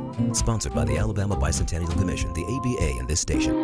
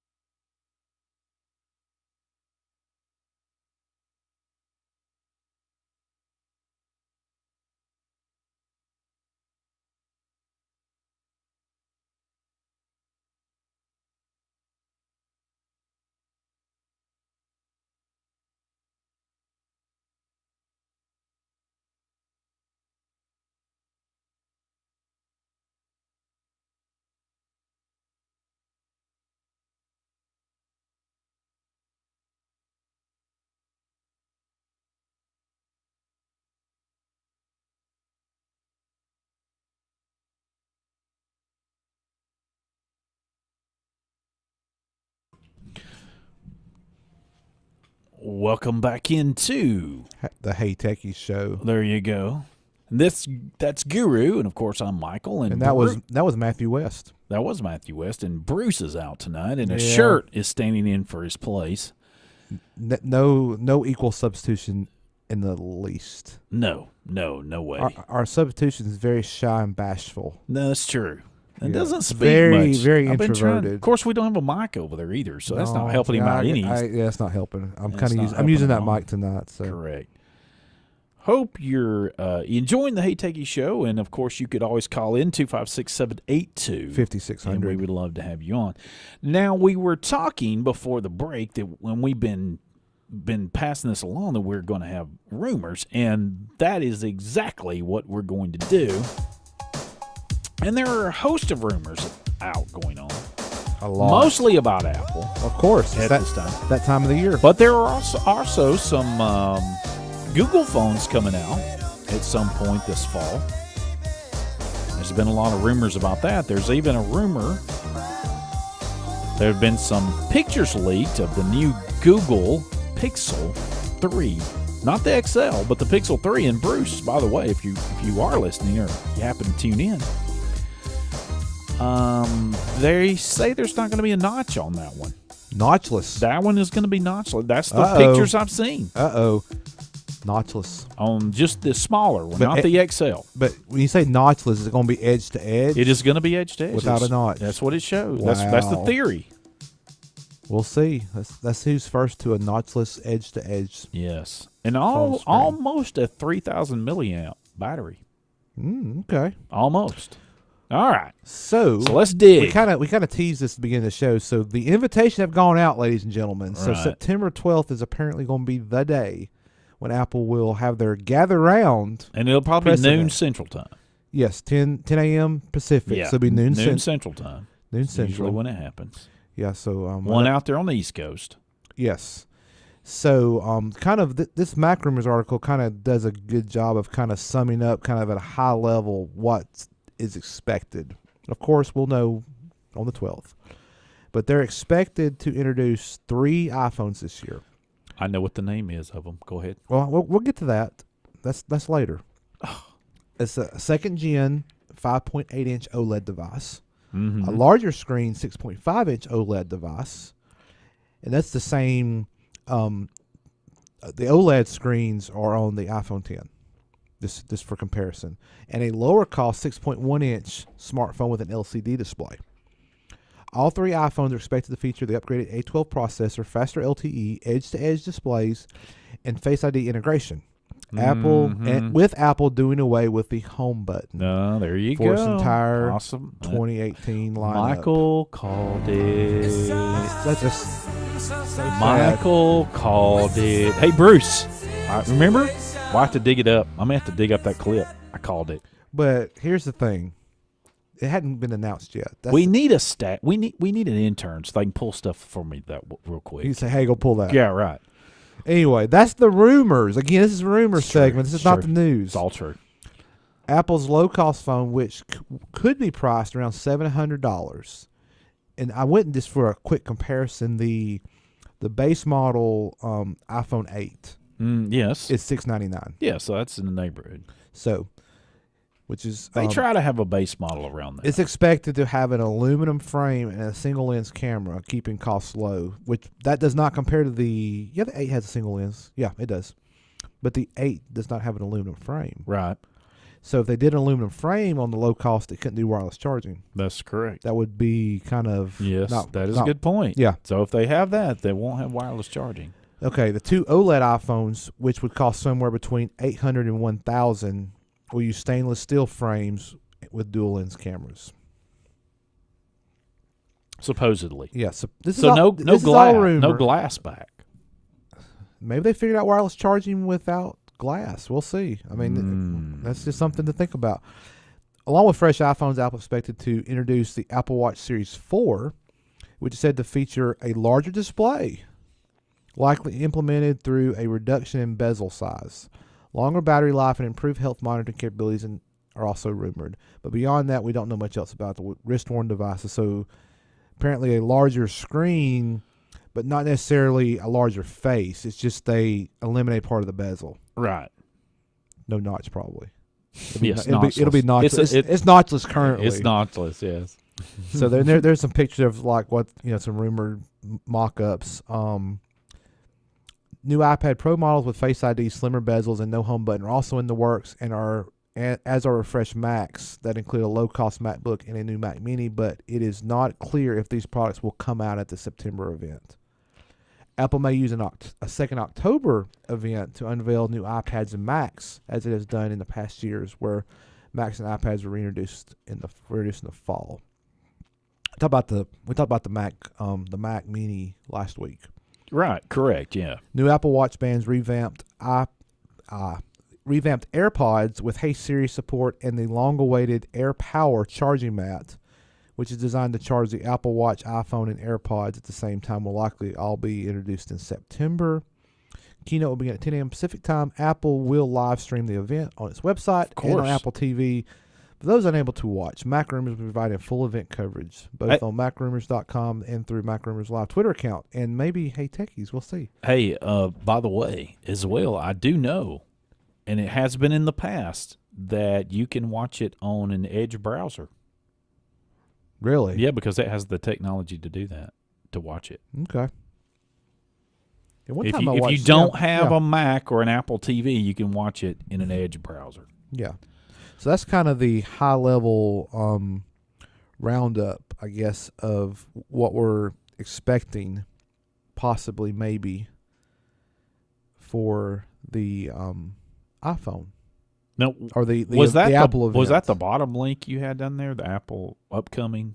Yes, I think. Okay. That was the first. No, which one was that one? Well, your cursor's down there on the. Sorry, this is behind the scenes. It's the first one. Okay. So it's got gather around the title. I got you. So you were talking about you know what they're going to call this thing, this new iPhone. I believe I do. I have an article here that they believe that it is from 9 to 5 Mac. Okay. They believe the new iPhone will be the XS or the 10S. iPhone. Is it to match your T-shirt size, extra small? Extra small.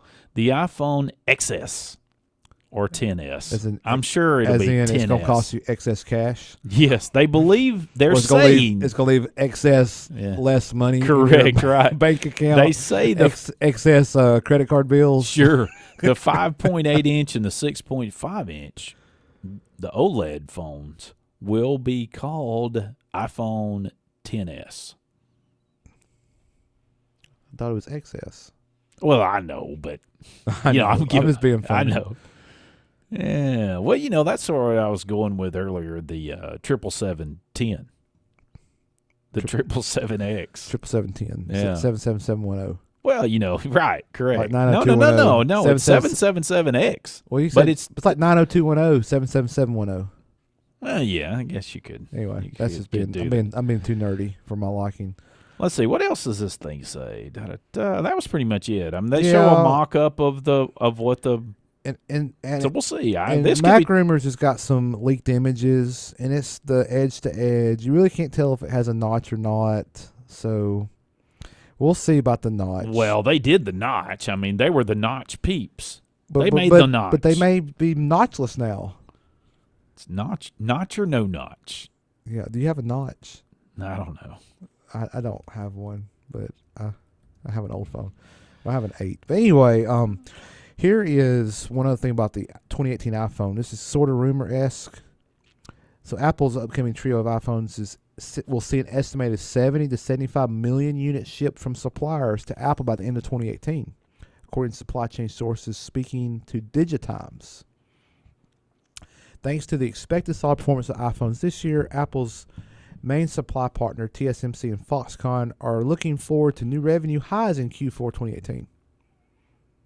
Specifically, if suppliers hit this range, it will be the best performance for an iPhone since the launch of the iPhone 6 models in 2014. So apparently that was the most successful launch, was the iPhone 6. So that's kind of what they're talking about here. So we were talking in the green room with one of our fellow WLJS talent, from another show, that was asking us about the iPhone and which one we thought was Right. the most successful, and you can measure that in different ways. But Sure. from launch, apparently the 6 was the most successful launch according to this, and this may be ready. The XS 10s may be surpassing that. Have so much fun with that if that's the name. Oh, did you get your XS yet? No. Is that the XS? I mean the 10s. I'm sorry. Didn't mean to offend you. And then also this article going to say Apple analyst Ming Chi Kuo believes Apple will use an aggressive pricing strategy for its 2018 iPhone lineup. The 6.5-inch OLED device will be priced at $900 to $1,000. The 5.8-inch OLED second-gen iPhone 10 will be priced at $800 to $900, and the 6.1-inch LCD iPhone will be priced at $600 to $700. While the 5.8-inch, 6.5-inch will be available in September, a few reports have stated the 6.1-inch model will face a delay. What? Yeah, They think it's going to be delayed. Yeah, according to this, we'll see. I mean, that's another little nugget of wisdom or knowledge or potential what may happen, rumor knowledge. Mm-hmm. So that the 6.1-inch, that would be the lower priced one. Right. So we shall see, as we've said many times in this segment. We just need to kind of like preface everything with "we shall see" or end it with "we shall see." So no, there's another little rumor too. We're talking about the iPhones. No, according to Kuo, I guess it's the same Ming Chi Kuo. Yeah, the same person, the Kuo guy or gal. Yes. Apple's upcoming iPhone models will not support the Apple Pencil because it does not offer, quote, good user experience, end quote, according to respected Apple analyst Ming Chi Kuo. He has shared information in a note sent out to investors.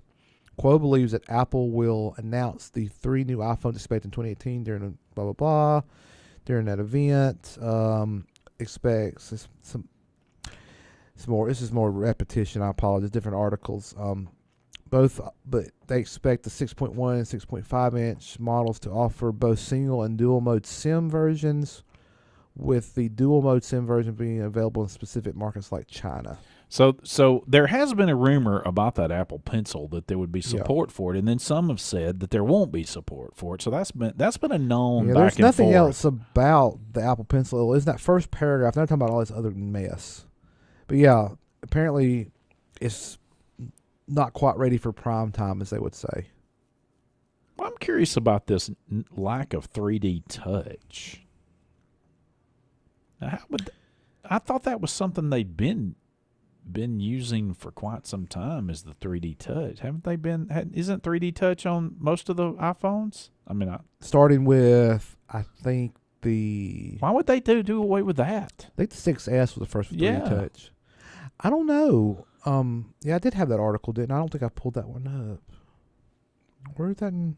Yeah, it's another one. Barclays is saying that. Yes, I did find that one this week. Yeah. But I just don't. I'm not quite understanding that one. No, I don't either. I'm going with that's a no. I don't know why they would get rid of that. I mean, what would be the? I mean, that was one of their So we things. need like a rumor, like bell or buzzer. So we say that's no, right? Yeah, I don't know. Not very likely. I'm going with not very likely, but hey. Yeah, I think that's one of their advantages is that 3D touch, and I use it some, but I mean, if they got rid of it, now if they got rid of it, I wouldn't miss it now as what? much. Now, maybe we should say this because they are saying that the 3D touch will be removed from iPhones with OLED displays. Well, that's the most expensive. That's the high end ones. That's what I thought. But the iPhone 10 has 3D touch, so it's not like it's a technology limitation. The OLED displays already have it. I don't know. I don't understand that Again, either. I'm not buying this yet. I don't know. I don't understand why they would get rid of it. But this is saying all 2019 iPhones. I see that. So this is not. Yeah, I see that. Not the ones that's going to be announced. Well, that is a good point. It's 2019 Understood iPhones. that 3D touch will be removed from iPhones 20. Okay. Well, anyway. iPhone 10 Plus. I'm going with I don't even believe that. I don't know. We'll see. I don't know why they would remove it. Yeah, this is very early on because this is talking about next year's iPhones, and we ain't got to this year's yet. Yeah. Well, to me, the big thing was obviously what will they do with the iPhone? Obviously, what is the naming going to be even close to what they're suggesting? Who knows? 10S would seem like that would stand to reason. Yeah, but man, we're gonna have so much fun with that XS. XS, yes. I'm wondering if anybody's ever thought about that when they were doing it. Hey, people are going to say XS. Yeah, Apple. We love it in excess. Or excess, too much money. Excess money. Yeah. I don't have excess money to buy that XS. Yeah, it could go a lot of ways there. Yeah. Let's see. What else? I had another thought there. Oh, the other thing is, and we've talked about this previous week, but it's worth mentioning again, is the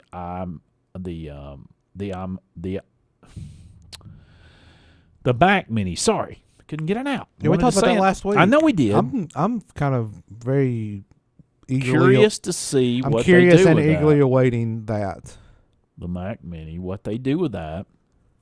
Whether it's up to the specs that one would even want. Well, then we've got, we talked about it last week, and I'm just repeating a little bit. The price point will be interesting. I meant to look what the current Mac Mini. Let's talk about that real quick. It's old. Well, I want to see what the current specs are. I know it's old. They seem like it's a couple of years they updated the chipset, maybe, or it may have been updated. Well, let's just find out, shall we? There's the feature tech specs. There we go. So, starting at $500, it's a 1.4 gigahertz dual core i5. Don't say what gen it is. 500 gig hard drive, configurable to a 1 terabyte Fusion drive, 4 gigs of RAM, configurable to 8 or 16. Yeah. So, for $9.99, you can get the 2.8 gigahertz dual core i5. Okay. With its 1 terabyte Fusion drive standard, configurable to 2 terabytes Fusion drive. I know a lot of people don't care for that Fusion drive, but actually, I've had a lot of success. With have it. you? Yes. Yeah, I've never had personal that Mac experience. over there has a Fusion drive. It's still running well. It's a wide iMac. It's an old one. It is.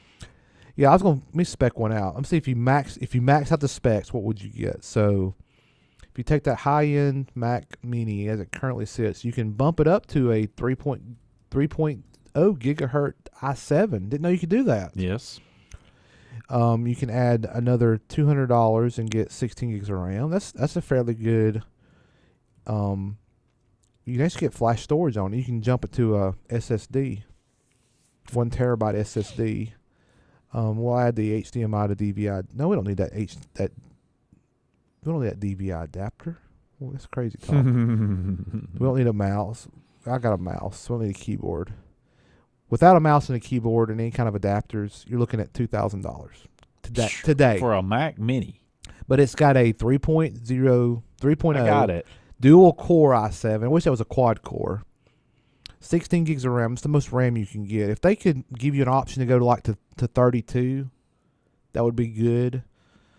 That's a 1 terabyte flash drive. That added $600 to the price. Yeah, I get that. They're pricey on that. But that's an SSD, and I know. If you're going to spend this kind of money, get the SSD. Now, I don't know if you want a terabyte. You could bump it down to a 256. That's still SSD. That's still a lot it'd be of money $13.99 for a computer without a monitor. But if you've got a good monitor, I know, and I've got a good monitor. No, I know. $2,000. That's a lot of money. But if they could bump up, if they could give you for that same price a quad core i7 of a more recent generation, that would be. But you think 1 terabyte. If it was 2 terabytes of flash storage, then I think that would be a good price. If it was a more up to date with a processor and you had a 32 gig option on the RAM and 2 terabytes. Yeah, I mean, if that's what you want, I'm certainly not against it, obviously, but But you can get up to 18 months special. You get up to 18 months special financing. Well, you'd need it. 18 months, huh? Up to 18 months. Up to. Let's see what that's about. Oh, I've seen. That's probably Barclay. Barclay card. Yeah, that probably is. I thought that they were dropping them.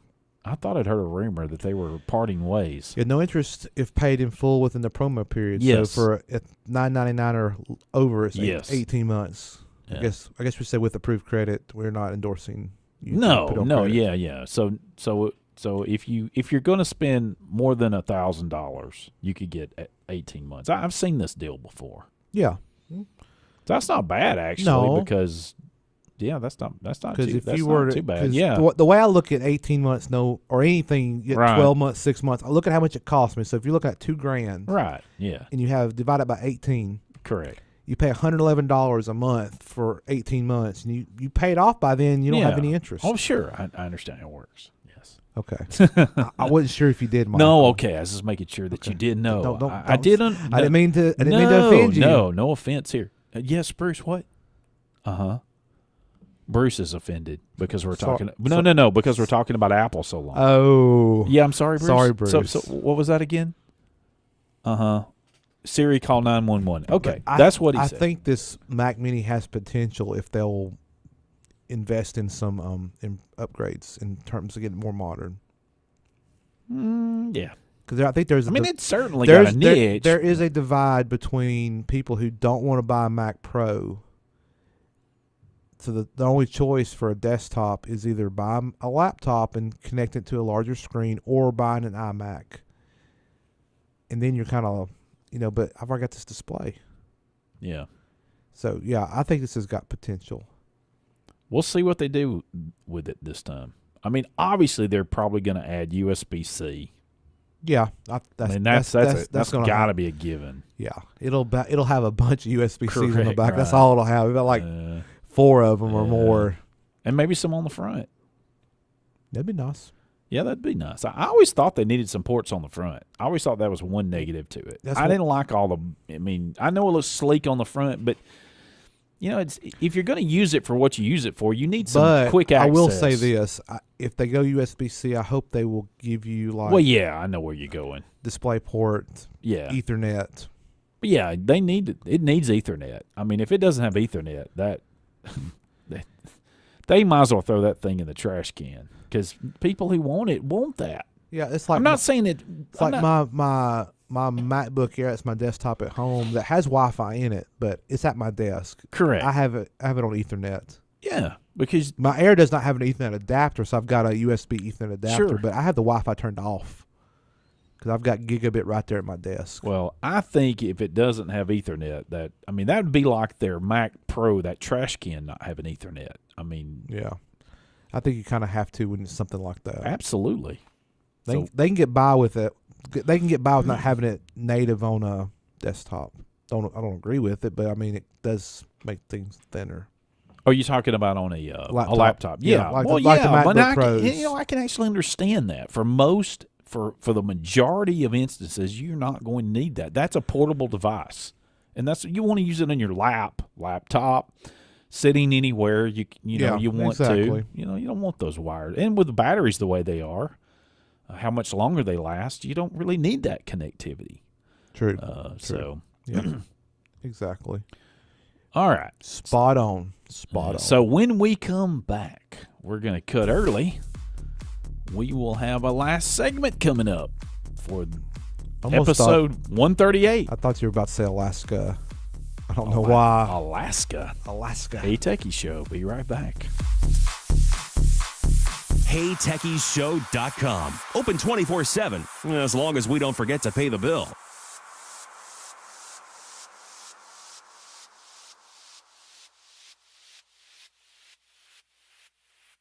This is an Alabama legacy moment. Harper Lee is best known as the author of one of the most affecting and widely read books of American literature, To Kill a Mockingbird. The native Alabamian drew deeply from her coming-of-age years in her small hometown of Monroeville. The film version of To Kill a Mockingbird underscored the success of the novel with its own success.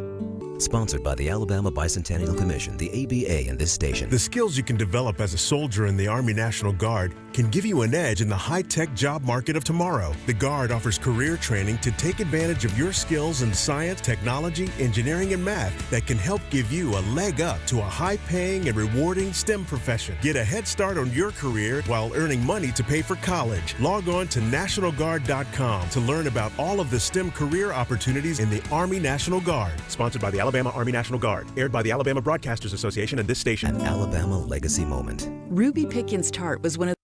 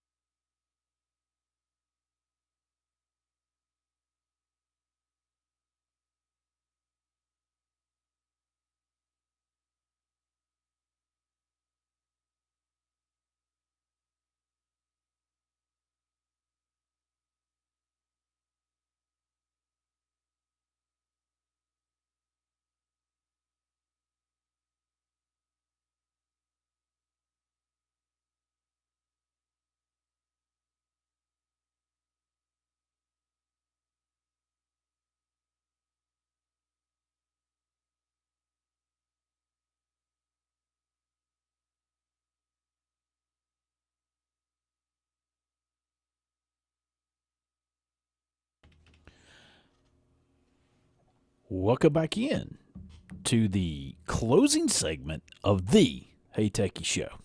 Episode 138. That's correct. 138. Wow. Yeah, I know.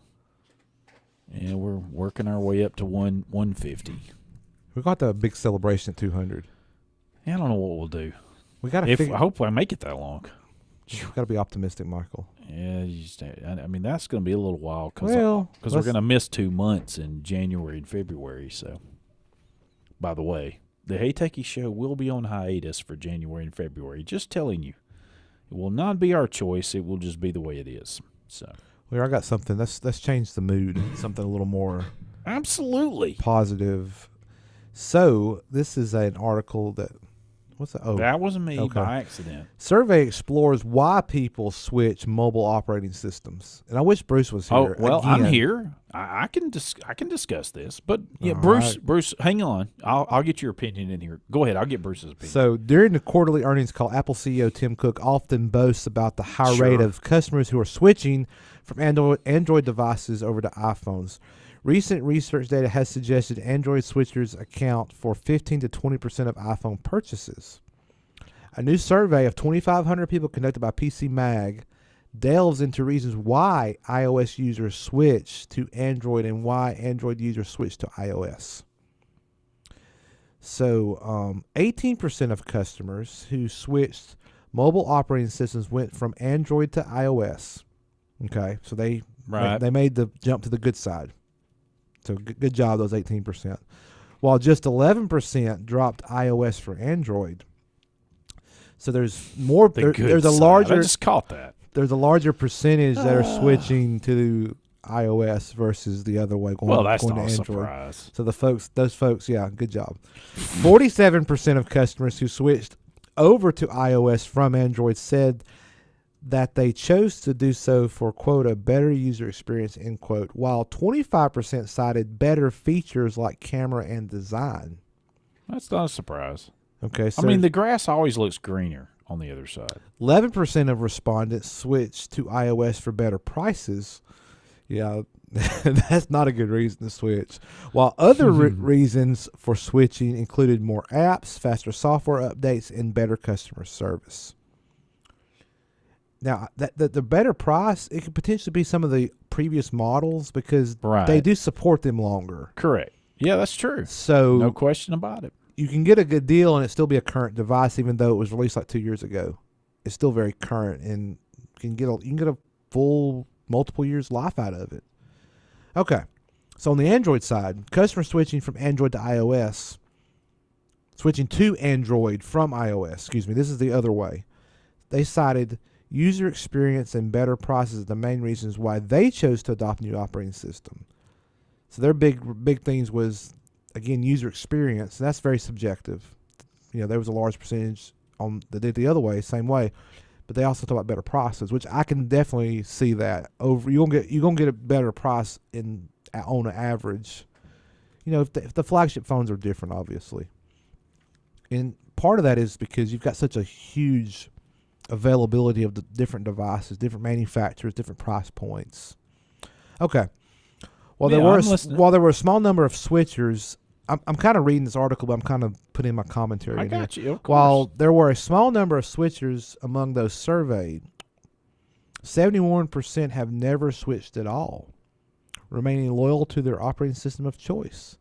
According to data shared earlier this year by Consumer Intelligence Research Partners, both iOS and Android have high customer loyalty rates. So both sides, you have a lot of people that are just loyal to, like me, I love my iPhone. Sure. I like it better than Android, and you'll never have an iPhone. Then you got people I like would Bruce. never say never. Then Bruce, you've said that before. Bruce I know. is going to switch one day. It's going to happen. He might very well. He is a very good possibility. It's difficult for smartphone right, companies. Bruce? Yes, I'm reading on the article. It's difficult for smartphone companies to get consumers to switch operating systems, and this has led Apple to lure Android users through a variety of methods, including trade-in options, ads touting iPhone features compared to Android devices, and move to iOS app. What?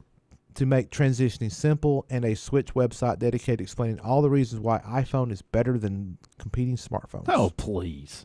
That's opinion.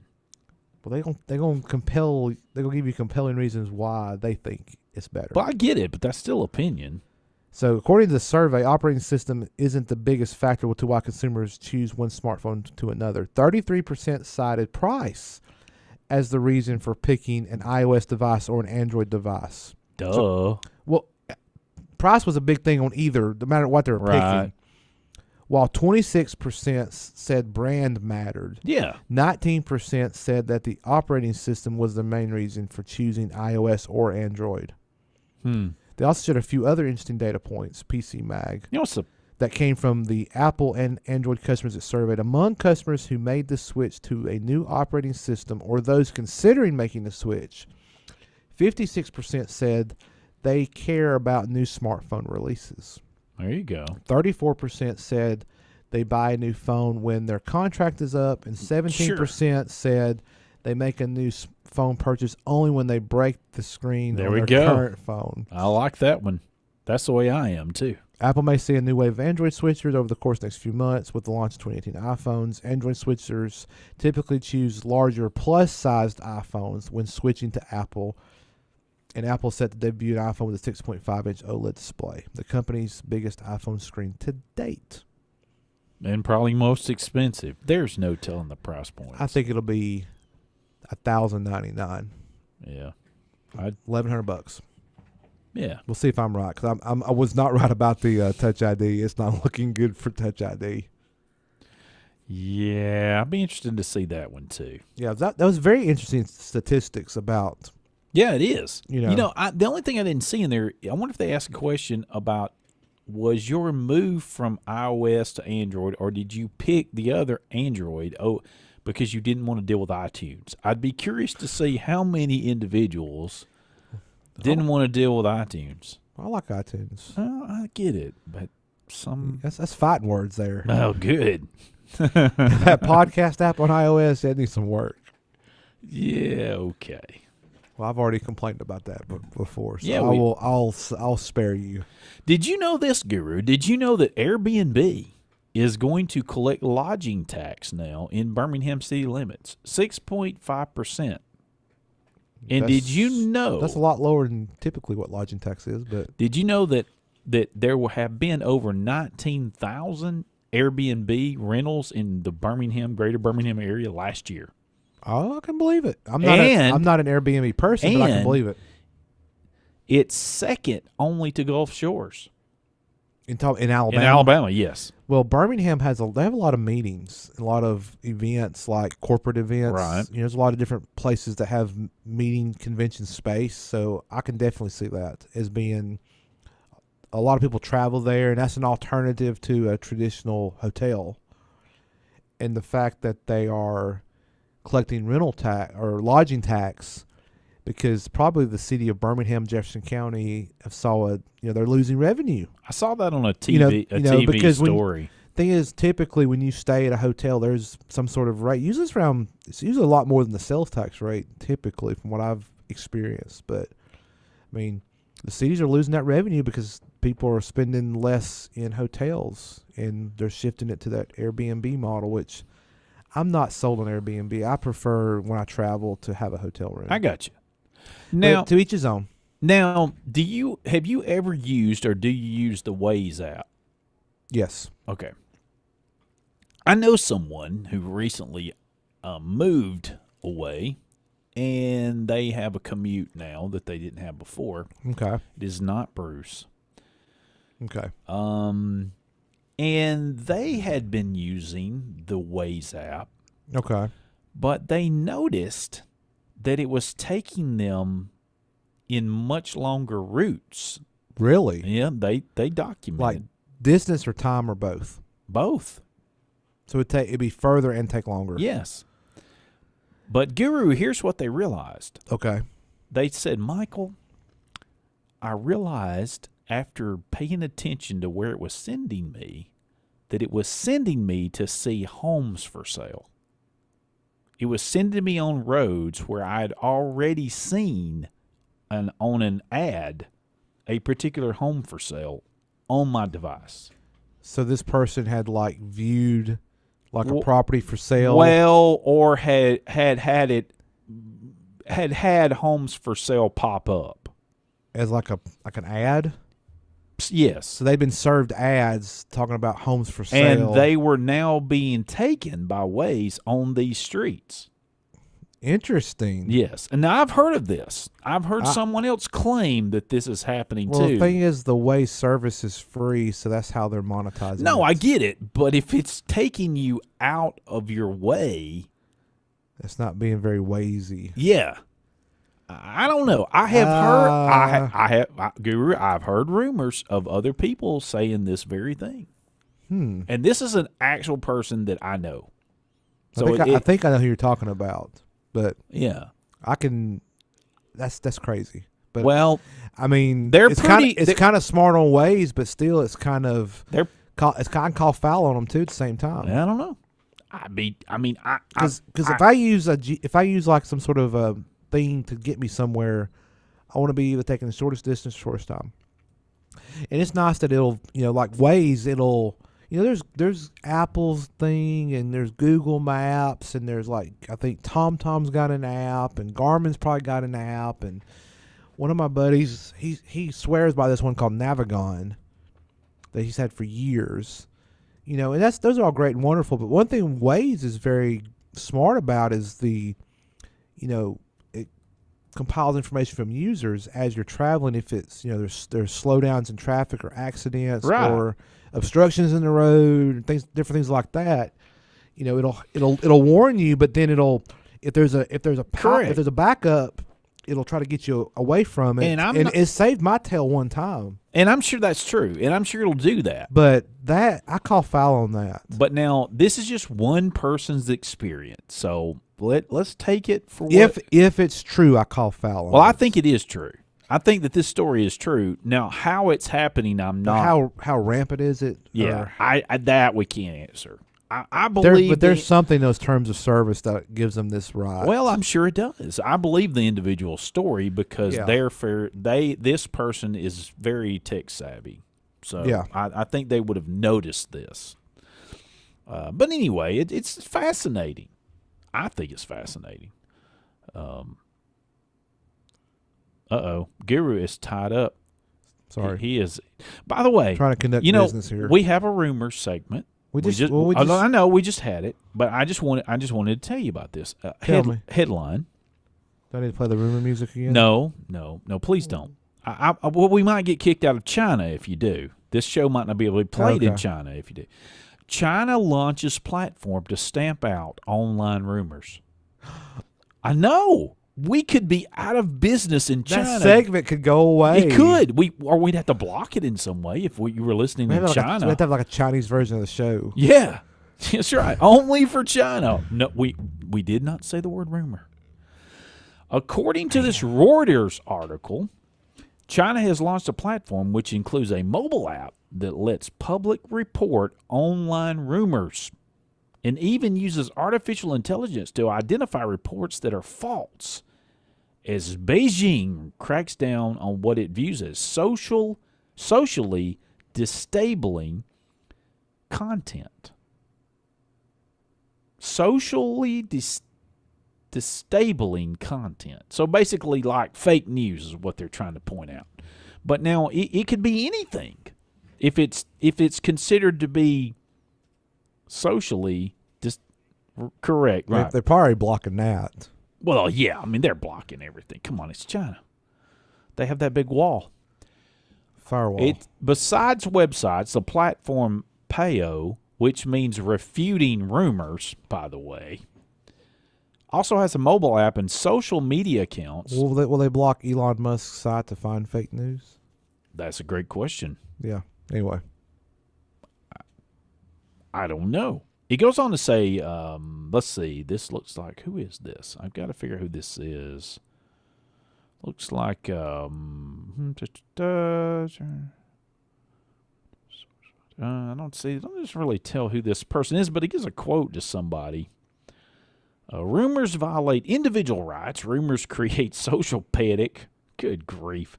Rumors cause fluctuations in the stock market. Well, yeah.